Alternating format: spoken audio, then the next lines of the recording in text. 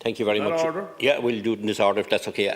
Many of the households who use dry turf may be elderly, Minister, disabled or unable to save the turf themselves. Therefore, they rely on neighbours or others to buy the safe turf from. In fact, a study commissioned for the EPA has found that all in all, 54% of all households use some form of solid fuel to heat their homes, with 16%, 1 in every 6 using them as a primary source of heating. It is therefore ludicrous and unscientific for the government to announce that a proposed ban on selling turf is needed in order to protect the nation and the planet from the dire health consequences of burning a sod of turf. This announcement was nothing short of bullying from a government who have a majority for now and think they can get away with anything they do or say. There's been plenty of huffing and puffing from the backbenchers of Fianna Fáil and Fine Gael TDs since the announcement. However, when they had the chance last week, they voted with the government and, in effect, gave a blank cheque to Eamon Ryan to do as he pleases. Instead of talking about this nonsense, Minister, you should have been talking about an issue I have been consistently raising this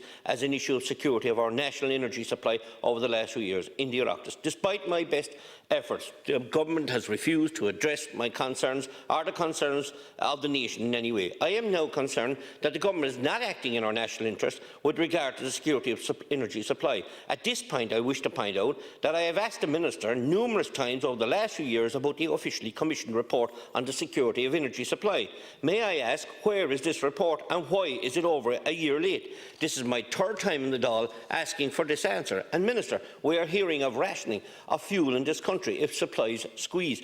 Well, let me tell you this, Minister, that if this happens, Minister Ryan should be brought up for gross negligence for failing to move to secure our own energy in this country. A floating LNG terminal in Cork Harbour will immediately improve additional security of supply to our gas supply. I have spoken linked to the Minister to progress this plan with a West Cork man. And where is it? Has the plan been thrown in the bin? What about progressing the carbon neutral development of Barry Row, which has been kicked around as with political posturing interferes in its progress? Why have you stalled this from happening? It has the potential of creating 1,200 jobs locally, bringing 3 billion into the economy, but more important is the potential to make us totally energy independent, stopping us importing fuels when we have it on our own doorstep.